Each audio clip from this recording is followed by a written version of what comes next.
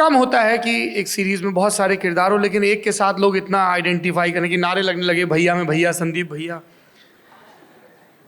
कितना बदला है ये रोल जब आप इसको पढ़ रहे थे, जब ये स्क्रीन प्ले की शक्ल में था और फिर आपने निभाया?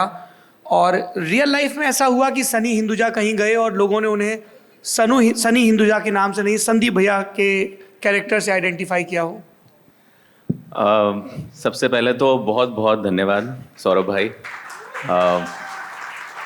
इतनी बेहतरीन, इतनी प्यारी इंट्रोडक्शन के लिए। और मैं ये कहना चाहूँगा कि भाई संदीप भैया भैया सब मुझे कह रहे हैं, मेरे भैया हैं सौरभ भैया।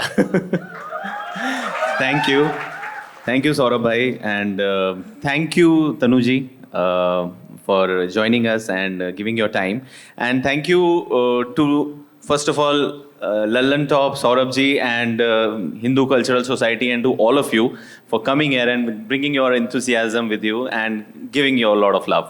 तो बहुत बहुत धन्यवाद पहले तो आप सभी को। अब जवाब देते हैं। तो जी बिल्कुल ऐसा हुआ है।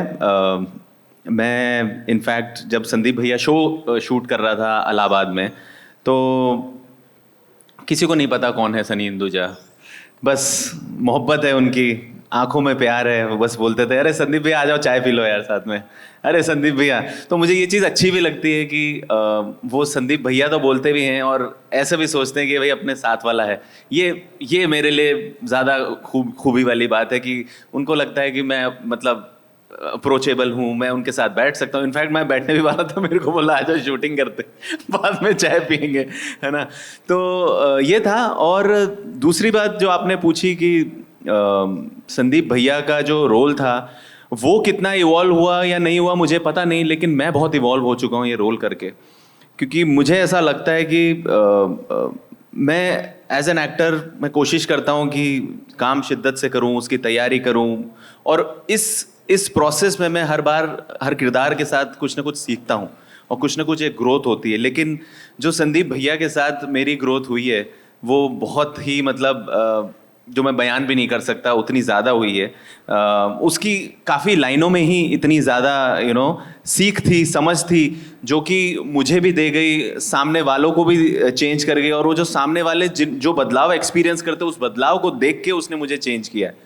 उसने मुझे इतनी खूबसूरती दी है जो कि मेरे अंदर है, जो हमेशा रहेगी। और उसकी जो सबसे ख़ास बात तो वो माँ बाप प्यार दोस्त वाली बात है। तो वो I truly believe it and I live by it. And बहुत सारी चीज़ें मैं सीख रहा हूँ और सीखते रहूँगा, और बहुत खुश हूँ और बहुत बहुत आभार है मेरे अंदर इतने प्यार के लिए। आप सनी अपने रिप्लाई में बोल रहे थे कि संदीप भैया का किरदार करते हुए मैंने बहुत कुछ सीखा।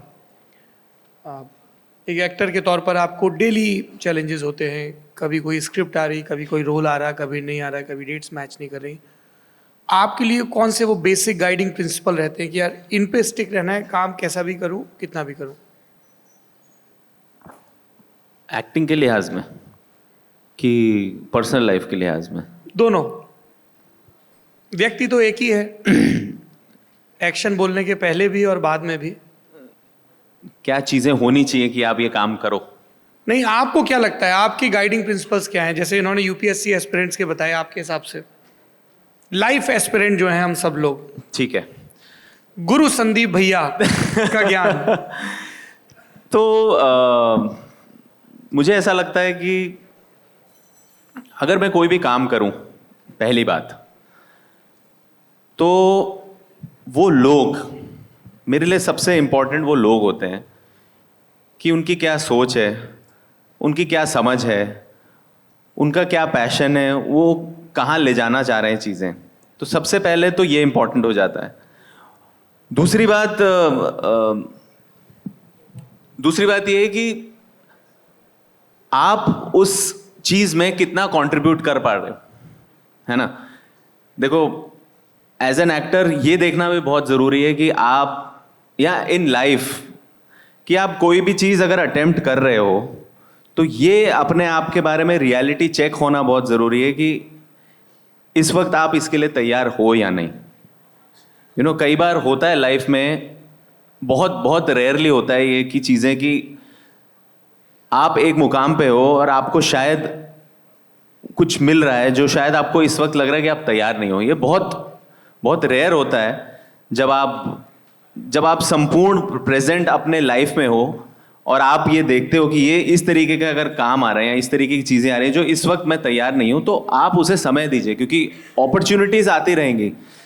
अपॉर्चुनिटी का इस्तेमाल किस तरीके से करना है, that is what life is, that is what I think we all aspire for. और अपॉर्चुनिटीज हमेशा आएंगी लाइफ में, बस ये चीज़ है कि आपको अपने आप को उस चीज़ के लिए तैयार करना है।